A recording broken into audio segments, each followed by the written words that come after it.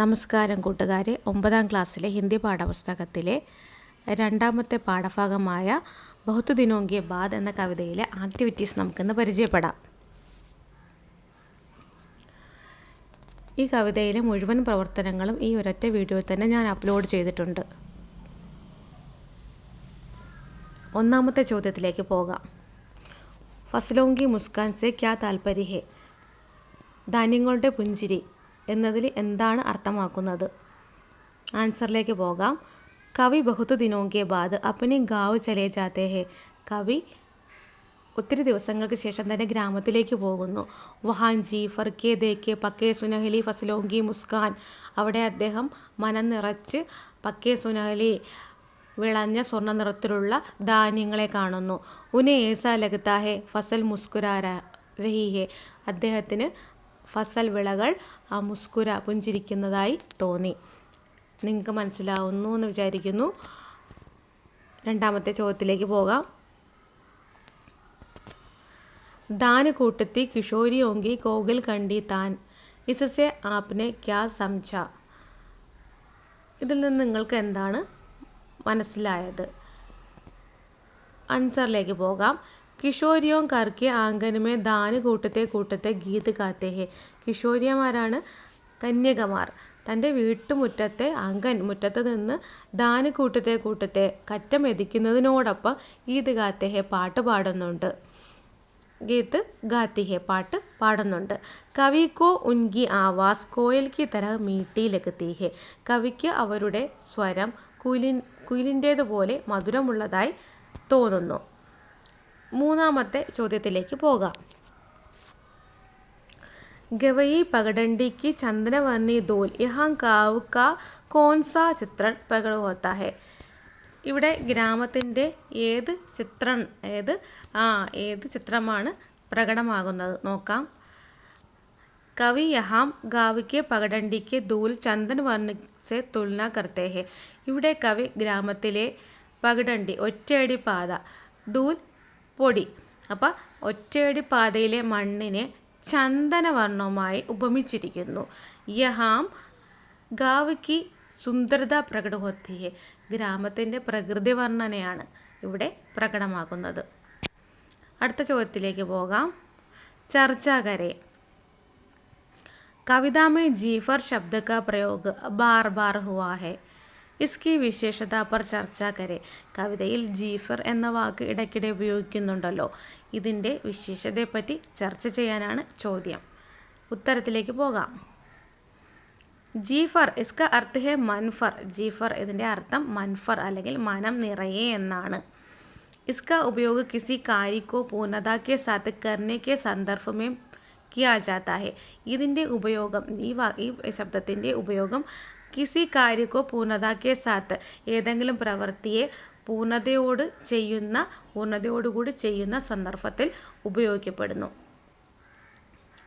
ഉദാഹരണം ജി ഫർക്കർ ഖാന മനം നിറയെ ആഹാരം കഴിക്കുക. ഇതിൻ്റെ അർത്ഥം ജിത്തിന മൻചാഹെ ഉത്തന ഖാന. നിങ്ങൾക്ക് മതിയാവോളം ആഹാരം കഴിക്കുക.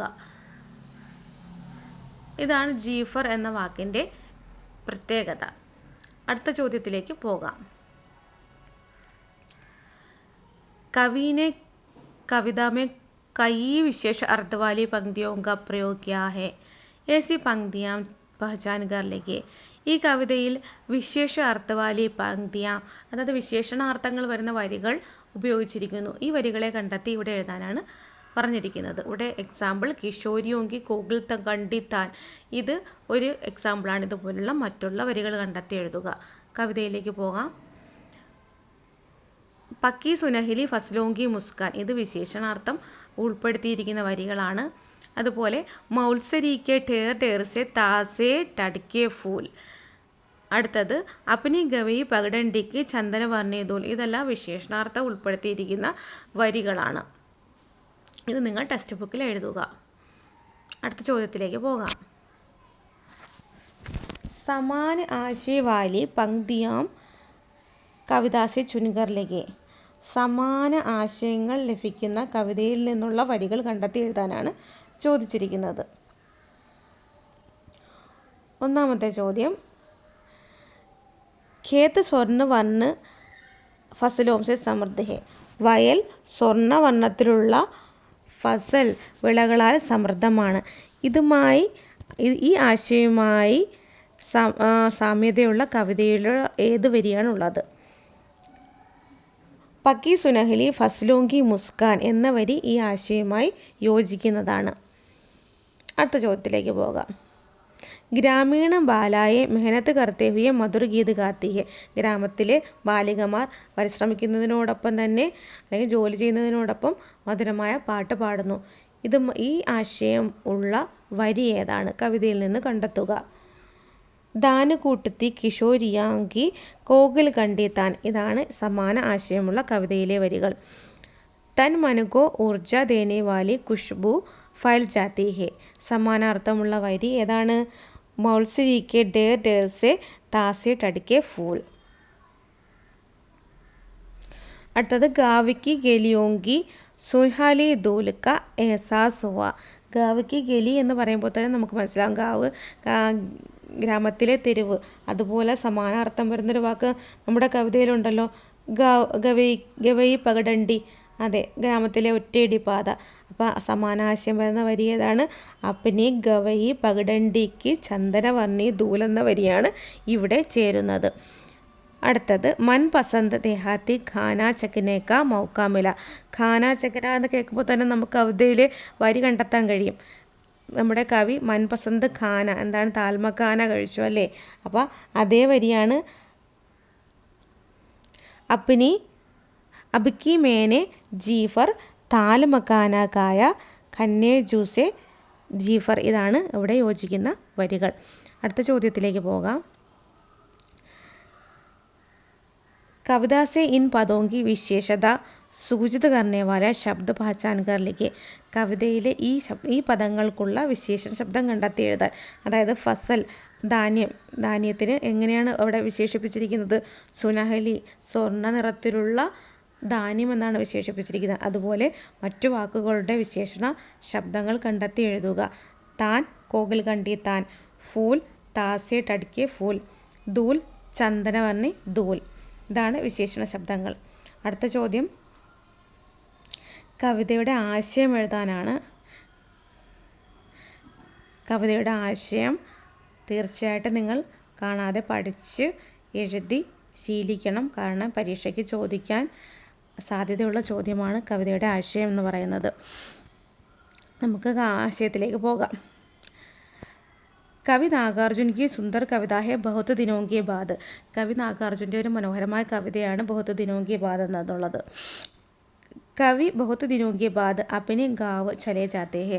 കവി ഒരുപാട് ദിവസങ്ങൾക്ക് ശേഷം തൻ്റെ ഗ്രാമത്തിലേക്ക് പോകുന്നു.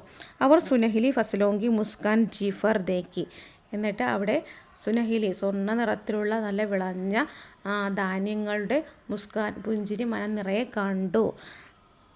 ബഹുത് ദിനോം കെ ബാദ് കവി ദാനുകൂട്ടത്തി കിഷോരിയോങ്കി സുരീലി ആവാസ് ജീഫർ സുനുപായ. ഒരുപാട് നാളുകൾക്ക് ശേഷം ദാനുകൂട്ടത്തി കറ്റമെതിക്കുന്ന കിഷോരിയ കന്യകമാരുടെ സുരീലി ആവാസ് മനോഹരമായ ശബ്ദം ജീഫർ സുനുപായ മനം നിറച്ചു കേട്ടു. അടുത്ത സെൻറ്റൻസ് ബഹുത് ദിനോം കെ ബാദ് മൗൽസരി കെ നയെ ഫൂല് ജീഫർ സൂഖെ. അതായത് ഇലഞ്ഞിയുടെ പൂക്കൾ, വളരെ നാളുകൾക്ക് ശേഷം ഇലഞ്ഞിയുടെ പൂക്കളുടെ മണം മനം നിറയെ ആസ്വദിച്ചു. ഗ്രാമീണ രാസ്തയ്ക്ക് ചന്ദന രംഗ് വാലി ദൂല് ജീഫർ ചൂപ്പായ. ഗ്രാമീണ രാസ്ത ഗ്രാമത്തിലെ ഒറ്റയടി പാതയിലെ ചന്ദന നിറമുള്ള ആ മണ്ണ്, തൻ്റെ ഭൂമിയെ മനം നിറച്ചു സ്പർശിച്ചു. അവർ ജീഫർ താൽമഖാനക്കായ അവർ ഗന്നെ ജ്യൂസെ. മനം നിറച്ച് താൽമഖാന കഴിച്ചു. താൽമഖാന എന്ന് പറയുന്ന ബീഹാറിൽ കാണപ്പെടുന്ന ലോട്ടസ് സീഡിനെ താൽമഖാന എന്ന് പറയാറുണ്ട്. അതുപോലെ തന്നെ ഔഷധ സസ്യത്തിനും താൽമഖാന എന്ന് പറയാറുണ്ട്. അപ്പോൾ കവി മനസ്സ് നിറച്ച് താൽമഖാന കഴിച്ചു. ഗന്നെ ജ്യൂസ് കരിമ്പിൻ്റെ ജ്യൂസ് കുടിച്ചു. ബഹുത് ദിനോം കെ ബാദ് കവീനെ ഇസ് ധർത്തി പർ ഗന്ധ രൂപ് രസ് ശബ്ദ അവർ സ്പർശ് ആദിസെ ജീഫർ ഫോഗെ. ഒരുപാട് നാളുകൾക്ക് ശേഷം കവി തൻ്റെ ഗ്രാമത്തിൻ്റെ പ്രകൃതി സൗന്ദര്യം തൻ്റെ പഞ്ചേന്ദ്രിയങ്ങൾ കൊണ്ട് ആസ്വദിച്ചു. गाँव की सुंदरता सरल शब्दों में यहाँ കവിനെ വർണ്ണന കിയ. ഗ്രാമത്തിൻ്റെ സൗന്ദര്യം, തൻ്റെ ഗ്രാമത്തിൻ്റെ പ്രകൃതിയുടെ വർണ്ണന വളരെ സരളമായ ശബ്ദത്തിൽ കവി ഈ കവിതയിലൂടെ പ്രകടിപ്പിച്ചിരിക്കുന്നു.